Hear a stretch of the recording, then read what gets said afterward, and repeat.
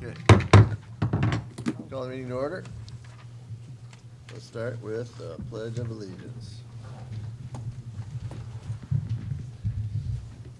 I pledge allegiance to the flag of the United States of America and to the republic for which it stands, one nation, under God, indivisible, with liberty and justice for all. All right. Roll call, Linda. James Randall. Here. Dr. Brian Cherry. Here. Kristen Kimbenzi. Here. James Hewitt. Glenn Sarka. Yes. Jennifer Cliff. Here. Jennifer Ray. Here. Okay. Comments from the public agenda items, we don't have any of those. Move on to the superintendent's report. Yeah, approve the agenda, young man. Oh, yeah, sorry. I'll make a motion to approve the agenda as presented. Support. We got a motion and support to approve the agenda as presented. Any discussion? All those in favor? Aye. Aye. Opposed? Motion carries. Now we have superintendent's report. Thank you, Mr. Randall, Board of Education, those in attendance for coming. Want to actually turn it over to Mr. Lampman first to talk about the most recent budget Nice. from the state. So, the state of Michigan, I don't know if this is on, but the state of Michigan recently passed one of the largest a budget with one of the largest investments in education in the state's history. And so I thought I'd just take a couple of minutes to speak to some of what some of those budget items were. When we enacted our budget for fiscal year 22-23, we assumed a $400 per student increase to our foundation allowance. In the state budget that passed, it's actually a $450 increase to the per pupil amount. So that's going to generate an extra about $155,000 for the school district. The state is also funneling additional money, another $222 million statewide, into an increase in at-risk funding, which is just fantastic. That's going to bring at-risk funding up to 11.5% of the foundation allowance. The state's also increasing special education funding to the tune of $312 million statewide. So they're going to bring that up to 75% of the base foundation, plus a reimbursement rate of 28%. The state's also going to try to help with the unfunded pension liability by putting an extra $1 billion towards the state's pension plan for school districts, and another $425 million deposit in the reserve fund for the pension system as well, kind of a rainy day fund for those years where they don't hit their investment targets. One of the big initiatives is teacher recruitment and retention. I think we can all agree that it's been difficult finding teachers as of late. So as part of the budget, they've put $175 million statewide towards growing your own programs that will allow school districts and ISD to provide pathways for support staff to become certified teachers. And this is an initiative that we've had discussions on as of late as well. They're also providing $280 million in supplemental appropriations for educator fellowship programs, private programs as well. So they're putting a lot of money into teacher recruitment and retention, knowing that it's a valued career. So they're just trying to fund it. School wellness and mental health. The state's putting $150 million per pupil, or in per pupil payments, I'm sorry, not per pupil. Wow. Not per pupil, I'm sorry about that. It's been a long Monday, let me tell you. Into improving mental health that's meant to be flexible spending for the school district school districts so they can hire support staff, implement screening tools, provide consultants with behavioral health clinicians, and various other mental health and service providers. They're also putting $50 million into tools for teachers to support wellness programs. Now, I think a lot of this is going to end up being grant-based, and we're just starting to see guidance come out as to how the state is going to get this money down to local districts. And it looks like for school wellness, one of the things that has to be done is to apply for the funds as a grant. And one of the requirements, actually, that I just read was you have to host a community conversation surrounding wellness and mental health. And again, this is another initiative that has already been in the works in the community. So I think MAPS has kind of, where we are, we're mirroring what the state budget has outlined. School safety funding. The state right now is putting $168 million in the budget for safety needs, for flexible spending for the districts, $25 million for school resource officers, which we do have funded currently in our budget, $15 million to fund cross-system intervention supports, and the state budget also establishes a school safety and mental health commission at the state level. And then there's also additional resources in the budget for infrastructure. So they're looking at $475 million statewide for infrastructure and consolidation among school districts. So those are some of the highlights that came out of the state budget. And I think it's going to be phenomenal for the school district this year. And again, the state budget's targeting a lot of the initiatives that MAPS has already had in the works. So it's nice to see that at the local level, we're mirrored with the state. Fantastic. Any questions for Jim? I actually do have a question, Mr. Lampman. That's a little bit of a left turn from your presentation, but I was contacted by a community member about regarding our budget. If a community member has a question or concern about a budgetary item for MAPS or how money is allocated, can you tell me what the appropriate process for that community member to be able to access that? Because I kind of bumbled a little bit and basically said you should probably call Mr. Sedwich. Oh, certainly. First of all, we have a transparency and reporting link right on our website, mapsnet.org, where anybody can see the school district's budgets for the current year plus previous years.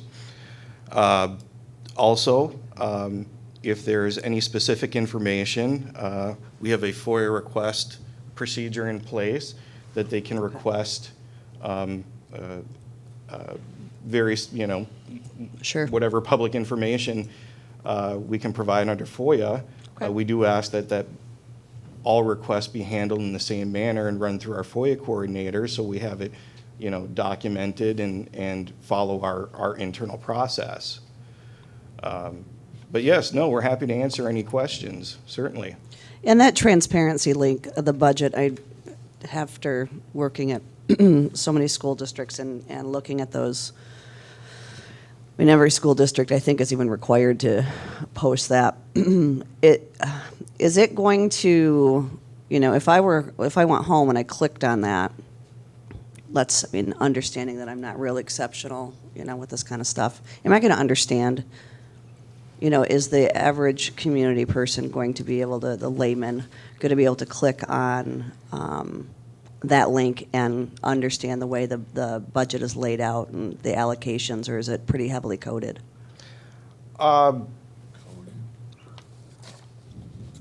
I hope it's not heavily coded, and it should be just a few clicks. Okay. Let me.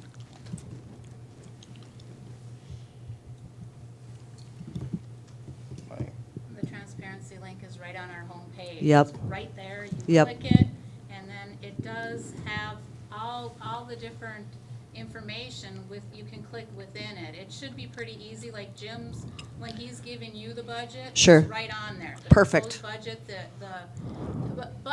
the proposed budget, that you're looking at may not necessarily include,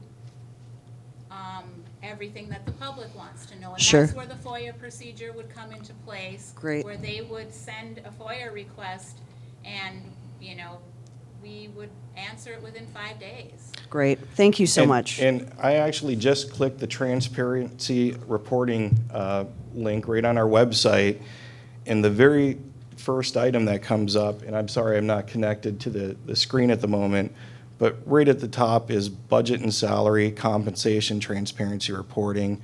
So you can click right on fiscal year 2022, 2023 board-approved budget, and then there's a link. So it's only a couple of clicks to get to the budget. Wonderful. Thank you. Are you familiar And- with that link? I am very familiar with that link. Yeah, Yep. okay, yeah. But it can also be kind of, good. I just wanted to make sure that my advice to community was correct. It is kind of hard to wade through all that, but that's not a problem with maps. That's just the nature of those beasts. Thank you. I guess I had a question too. So it looks like we're getting a little bit more per student than we had originally thought. And so we have a little bit of extra money coming in. One thing that I saw on Facebook recently was a community organization that is providing grants for teachers, I think, to put towards classroom needs so that they could have stuff on hand so that they weren't taking it out of their own pocket to do, the fun stuff in the classroom, books or whatever. Is that something that maybe we could look at doing ourselves, is having a grant for teachers to be able to purchase things for their classrooms? That'd be a question for a discussion point for the board. Probably.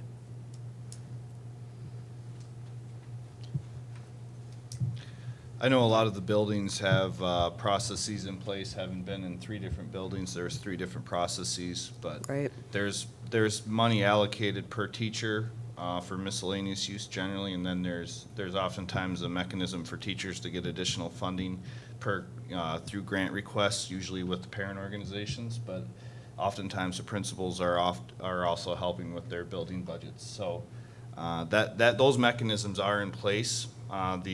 The crowdfunding or GoFundMe type activities are a little bit difficult to keep track of in today's day and age. So I'm not aware of exactly what you're talking about, but this concept has been gaining a lot of momentum, and we'll have to figure out how we can best manage it, because I don't know exactly what those requests are, and I have no way really of tracking it. So they're not flowing through MAPS, they're being done in private.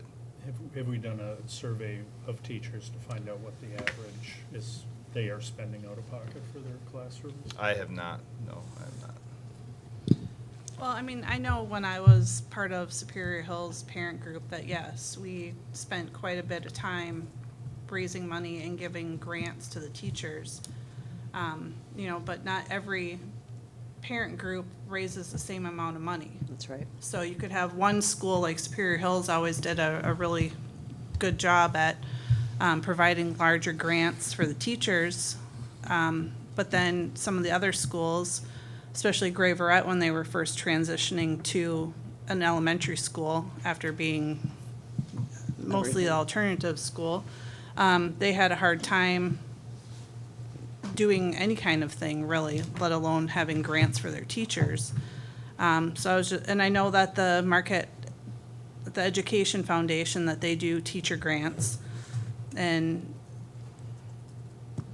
some of them are, most of the projects that are asked for are funded, but there's just like some small things that I think that teachers, it's too much of a hassle to write a grant, wait for it to be approved, and when they just want to get some books for their classroom, or they just want to have $200.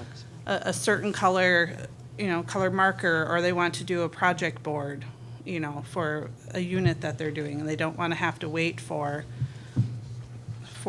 all the things to come in. I'm just wondering if that's something we could look at. We can certainly look at it, yes. Yeah, put that on the appropriations agenda, appropriations committee agenda. Sure. Thank you. I just wanted to bring it up since we were kind of talking about budget and money and where it goes, so. Any other questions for Jim? No? Nope. All right, well, like Mr. Lampman said, the budget was very, very favorable to all public school districts, and some of the initiatives that we have in place. He mentions cross-system interventions and supports, which sounds like a really complicated term. Really, that's MTSS, which is driving our entire strategic plan. The mental health forum, community wellness forum that we have going on, very much aligned with some of those targeted resources from the state budget, and that's in addition to general fund increases and additional support for at-risk and special ed. So that's all good news from the state budget. Very pleased with that information. So Amazing, really, I just want to, historically. I guess, speak a little bit to the summer and transitioning back to school.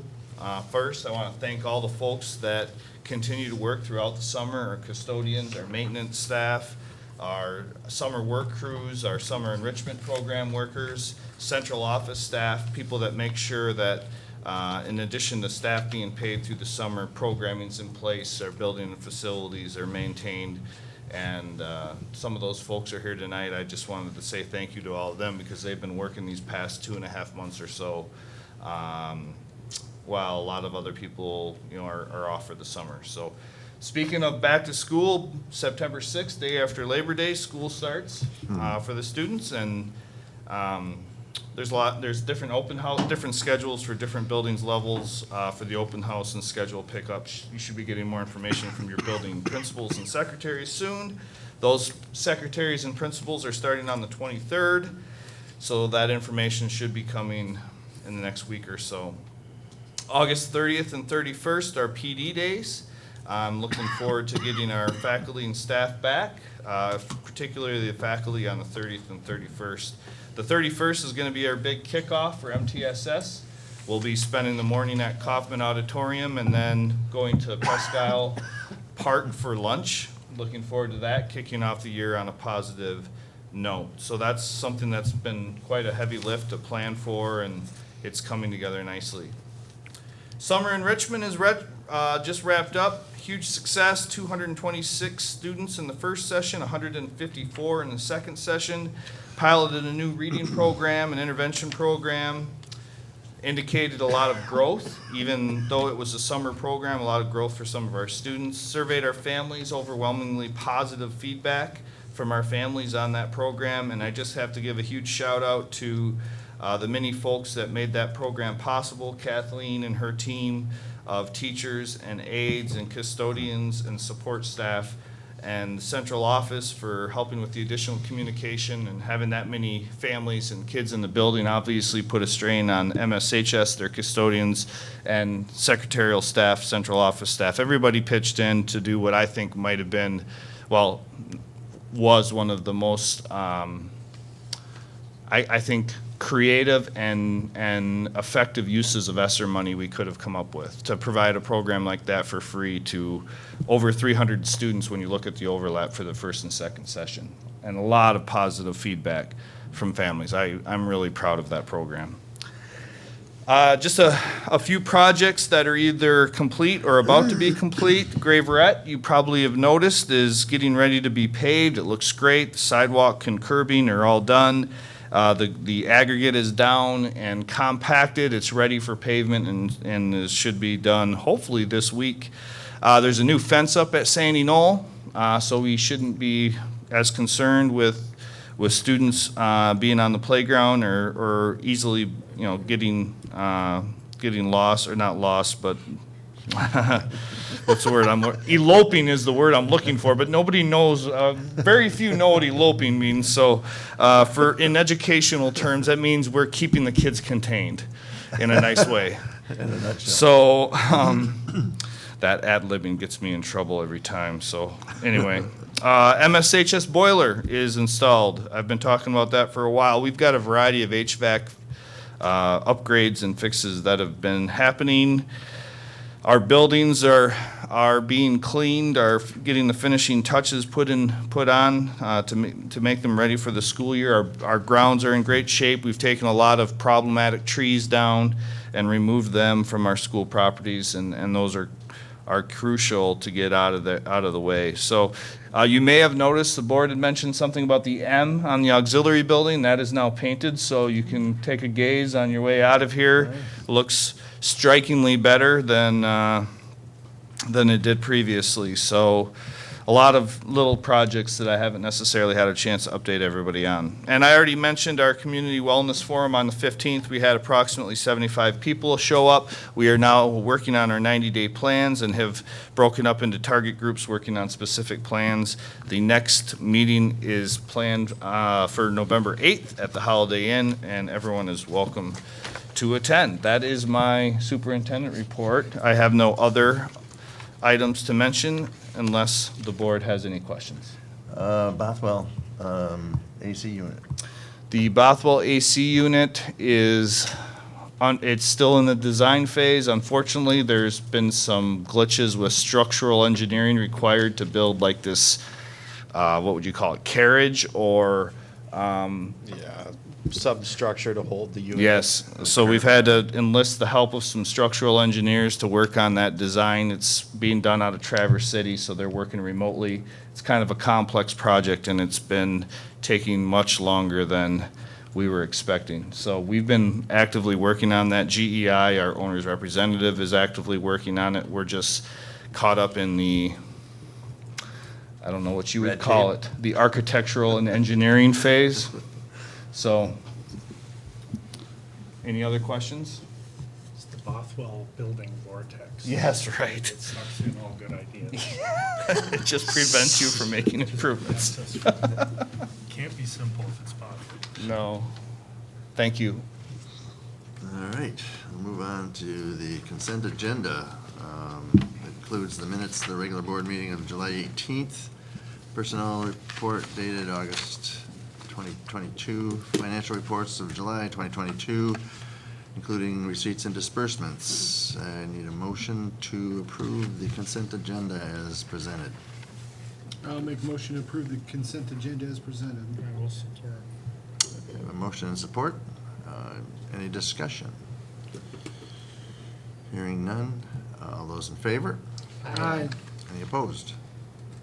Motion carries. Board committee reports. Ms. Ray. Yes, we met for the appropriations on August 9th, just last week, and it was a lot of positive news, as we've just heard from Jem. The state funding is, for once, doing what it should for our children. Historically, So that's, yeah, amazing. it's amazing, and hopefully we keep moving forward in that direction. Looking at food costs, which I, of course, always find fascinating, but there were a number of things. The pizza, they've got a good bid from GFS for that, and a lot of positives of being able to control waste by it being pre-frozen. That was one thing. Costs are up, as we all know, so it was interesting to see where milk is, as well as the wheat for the bread. Those are the two big items at the moment. So we got a presentation on that with the numbers. That's all included in the packet here. And then the last piece that was also positive was kindergarten enrollment being up. And obviously that per pupil increase is a positive thing, so that's all I got. Thank you. New business. Consider the acceptance of the bids for dairy, bakery, and pizza. There we go. Everybody's got that? Take a look at it.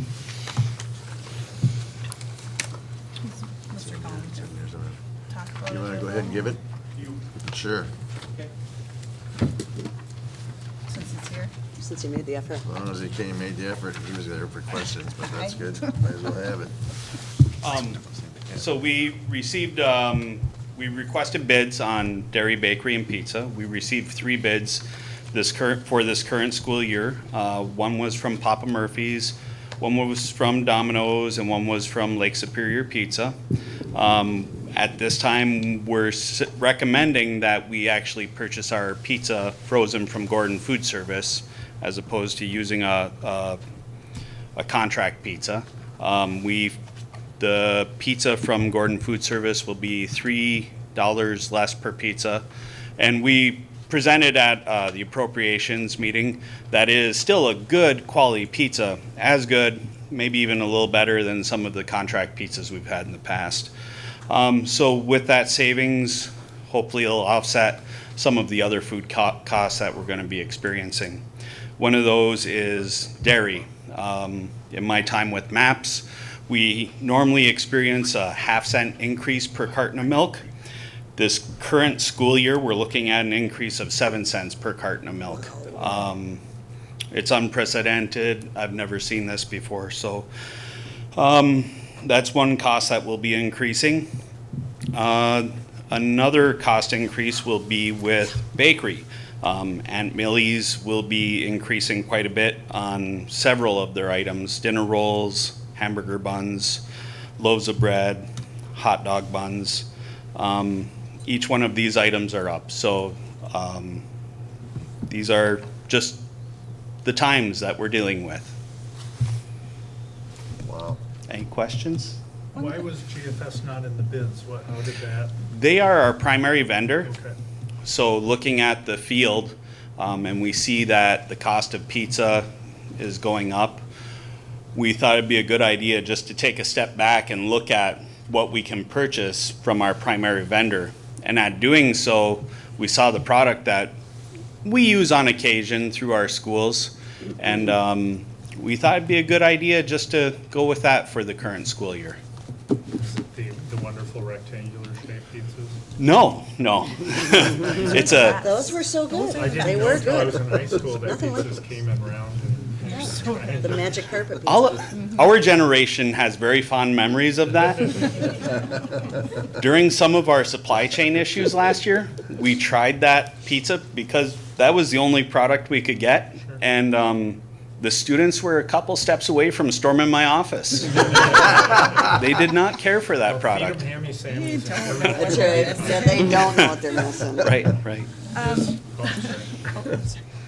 Did we think about using GFS for buns? We have in the past, and I believe we will still utilize their services to some extent this school year. We may increase the volume of bread that we purchase from Gordon Food Service. With a lot of the concerns of grain with the global market, I believe we need to keep every door open possible.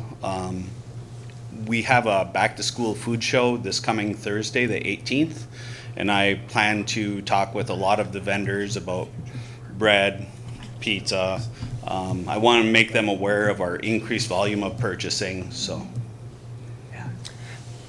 One comment, when we do these contracts for dairy, it's like trading, you're set. So our contract, then even if milk does go down over time, we're still paying 7 cents more per, which is a little painful for me when it's like, okay, so you're gonna do that to a school? I mean, there's gotta be some negotiation there. But that's part of what a contract is, so. The rate of inflation is decreased or not increasing as much. Exactly, I know. We normally do not see the cost of items decrease after the increase. So I feel confident. No, I know. You have to do what you have to do in that Yes. way. But that was interesting to me when I realized that that price does not come down over the year for the contract, so. It also doesn't go up. Nope, exactly. And that's Correct. what you're banking on, so. Yeah. I know that we approved an increase for lunches. Is that gonna cover what these costs? So shortly after we had discussed the school lunch increase, we were wondering about where the reimbursement rates were going to fall in line. And I believe it's called the Keep Kids Fed Act that was passed over the summer, that increased the reimbursement rates. So I feel confident with the reimbursement rates being similar to what we have experienced the past couple school years. I believe, Be okay. yeah, I think we'll be okay there. My concern is to make sure all the families that should receive free or reduced lunch know that it's there and they're eligible to apply for it. That's one of my big concerns right now. So we're increasing the access for families. We now have online capability on Skyward for families to apply for free reduced meal applications. Excellent. Is there demand for I think you talked- for milk alternatives and things like that? Yes, Yeah. yep. We'll use Silk. Sometimes we use, I believe it's a Lactaid product. It depends on a sensitivity, allergy. Sometimes a student has a soy issue as well as a dairy issue. So we do our best navigating those areas. Now that COVID's over, is there a chance of getting, or is the salad bar going to come back? We will have a salad bar. The plan is that we will have a salad bar at MSHS, MAHS, and Bothwell. Excellent. In our elementaries, we have had fruit and veggie bars available Sure. to the students in the past. So next week, I will be meeting with the school principals and we'll be developing our plans as far as lunch times and serving times and how some of this will be navigated. I saw that the CDC had changed some of their recommendations as far as cohorting, so I don't know how that will weigh in, but I'm sure it will have some effect. Yeah, great, thank you. Any other questions? No? Thank you. Excellent, thank you. Thank you. Thank you.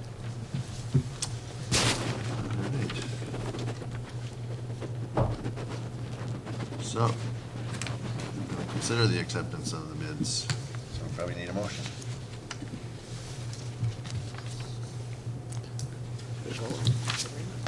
Motion I'll to, make a motion to accept the bids for dairy, bakery, and pizza. Support. a motion and support for acceptance of the bids for dairy, bakery, and pizza. Any discussion? Yeah, what we just had. Hearing none. All those in favor? Aye. Any opposed? Motion carries. Okay, we've got course offerings, master schedules, pupil accounting requirement. You guys have taken a look at that?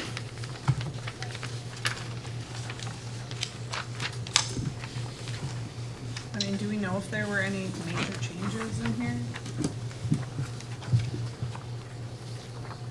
The schedules have been, I mean, the course offerings have actually been out for a while. The only major changes, John Young did say that they changed the name of, gotta find it. Transitions is now freshman seminar. I like it. And parenting is now called child development, so that was it for the high school. We added a functional skills section at Superior Hills that we didn't have before, and that's about it. Oh, great. Okay. Okay, Thank you, Linda. yeah, God, I like her. She's a little. okay. She's got it. So we need a motion to approve the course offerings for 22-23. I'll make a motion to approve the course offerings for 22-23 school year. Support. Okay, you got a motion and support. Any discussion? Hearing none. All those in favor? Aye. Any opposed? Motion carries. All right. This is, we have an opportunity to send delegates to MASB. I'll either know, to vote on general assembly stuff. And we can have up, the size of our district, we can have up to 3. Plus alternates. I went last year. I'm willing to go again this year. If there's anyone else that's interested in going. I would be. It'd be I'll Mr. go. Sarka? Okay. Anybody else? I'll I look get at dried that. shotgun. Yeah. I get dried shotgun. That's my Okay. All right, so we have Glenn and me, And Miss Ray? and Ms. Ray. Possibly. I'll look at my schedule. A definite Looks pretty possibility. open right now. It is on a Thursday. Yeah. Thanks. Do we have to vote on that? We do is to, yes, we do, actually. I'll make a motion that we send Ms. Ray, Mr. Sarka, and Mr. Randall to the MSAB as our MSAB delegate assembly Okay, representatives. Second. okay, we have a motion and support. Yeah, you need to. Any- Get over there. Any discussion? I also, if Ms. Ray wants to be an alternate, she could do that. If there was, if your schedule, you could still be an alternate, so. Okay. Anyway, all those in favor? Aye. Any opposed? All right, there you go. Very close. Moving right along. We do have comments from the public. We're going to hear from Sandra, I'm gonna butcher this, Breitenbach, Breitenbach. I'll say it so everybody League of can. Women Voters. All right, good evening, everybody. I'm Sandy Breitenbach, and I live at 114 East College Avenue, Marquette. And I am here as a representative of the League of Women Voters for Marquette County. The League of Women Voters is a nonpartisan organization whose main mission is to defend voting rights and encourage informed citizen participation in government. Excuse me.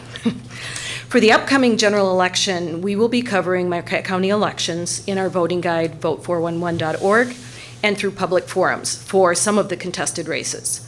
The Marquette Area Public School Board election is one of the races we have decided to focus on this year, or this election cycle. Invitations to candidates to participate in Vote 411 and the public forum will go out to all candidates by the end of the month. And I just want to tell you a little bit about both of those platforms. Vote 411 is a voting guide, and it's online and in print form. And it is for citizens to go to for nonpartisan information on candidates running for the U.S., Michigan, and local public office. Our league is responsible for inputting information for all of our local elections in Marquette County, and that's what I do with the league. This guide features biographical information and answers to questions provided by the community. All information in the guide is provided directly by the candidates in their own words. The guide will be available online and in print form in about mid-September, mid to late September, depending on how our contact goes with everybody. Public forums are conducted to allow citizens to meet candidates in person and hear their answers to questions submitted by the community. Candidates have an opportunity to give a short opening statement and then answer questions that were submitted to us prior and during the forum. The forum will end with a final statement by candidates and an opportunity for citizens to chat informally with the candidates. The forum for the local school board election is anticipated to be held the first week in October, and we're still considering venues, so we don't have a venue yet. An important feature in both of these platforms is eliciting questions from the community. And so this is our start in getting out to the community to say, hey, what are you interested in? Send us your questions. And so I'm not going to read all this. I have several contacts. One is our webpage, one is our Facebook page, and then myself and two other people that are involved in voter services and Vote 411. And so I have attached this with the form that I presented, so that is there. And I also made a short, like little pamphlets that has all of the contact information if you would like to submit a concern or a question that you would like to be addressed. They won't necessarily be in the exact form that you send. A lot of times we get similar ideas from different people, and so we will synthesize those questions for both the forum and Vote 411. So yeah, I think it's a great thing for the community. I think this is going to be a very exciting race to cover. And so we would definitely like your input. And this is just our first step. We'll be notifying media and that for questions as well. Thank you. Thank you. I have a question. If you have, you were sending out to the community soliciting questions, Yes. will there be open, during the forum, we'll be able to fire other questions that Yes. are not, that have not previously been Yes, and what addressed? they do is, excuse me, during the forum, there are people walking around collecting questions, and they do the same thing. There'll be a small group of league members that are looking at the questions, putting similar ones together, and then asking the questions. And there's always been ample time for Okay. those. I will make a copy of that. She gave me this, and I'll make a copy of this for all of the, think or Lynn that, we'll send it out, send it out. email it to you guys. That's Thank great. you. Thank you. All right. Board member comments. I'm gonna preface this with, I had, none of you guys signed up for the thing with Brad Manasek, the thing with the Open Meetings Act that he said was for, so, we will talk about board member comments, sometime down the road here. He had an interesting perspective on that. We're one of the few districts that still have it. So, given that, do we have any board member comments? Now I'm scared to say anything. Yeah, no doubt. Jeez Louise. Well, Horrible yeah. things will happen if you continue with Yeah, the yeah. board member comments. Please, anybody want to comment on that? Mr. Sarka will be here for the next week. Congratulations on such a successful summer school program. I've heard nothing but great things. So congratulations to the MAPS community and to all the hard work that was done supporting that. That's a real jewel that we had. So good job, all.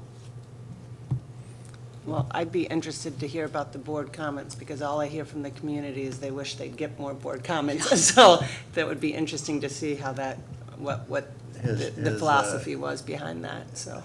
Right, and when his comment was that, that'd be fine? Yeah. Sometime, because you can do that after the meeting? Oh, yeah, totally. so- Yeah, I'd love to hear about that. Yeah. But I'd like to just keep reiterating to the community to join this mental health task force that will be happening, we think, November 8th again. Every 90 days we'll be meeting, and there are 12 or 13 different groups that have different goals. And it is very much community-driven. So the more people involved and the more people coming, obviously you don't make every meeting, but every 90 days till we get it done, whatever those goals are. And it's impressive, and the woman facilitating it is, we are so lucky. She is She's so amazing, good. and she's gonna hang in there with us till we, achieve what we want to achieve. So it's the thing that has given me the most hope, that with the MTSS. So that we're focusing on this, and particularly as a community, because that's what it takes. Anybody else? I think this meeting gives you a good idea of how complex the job of schools is. We talked about the food we feed kids, mental health, physical ed, or phys ed, all the classes that we're teaching. It's keeping a staff together. It's, recruiting people. It's, seeing them off when they retire. It's such a massive undertaking, and I think we do a really good job with, I'm not patting us on the back, I'm patting our superintendent and our teachers and our principals on the back for doing such a great job. It's been a difficult couple years as well to navigate, and I think, we're starting the year strong. It's also nice to see the legislature come through, though they may have been motivated by the fact that it's an election year. But we should take advantage of it when we can, and looking forward to all the things that are going to happen this year.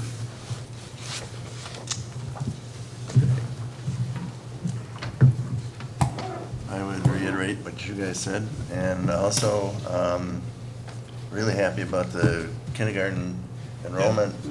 Again, it's amazing that we continue to rise above. It says a lot for our teaching staff and getting the word out, so And thank you for coming.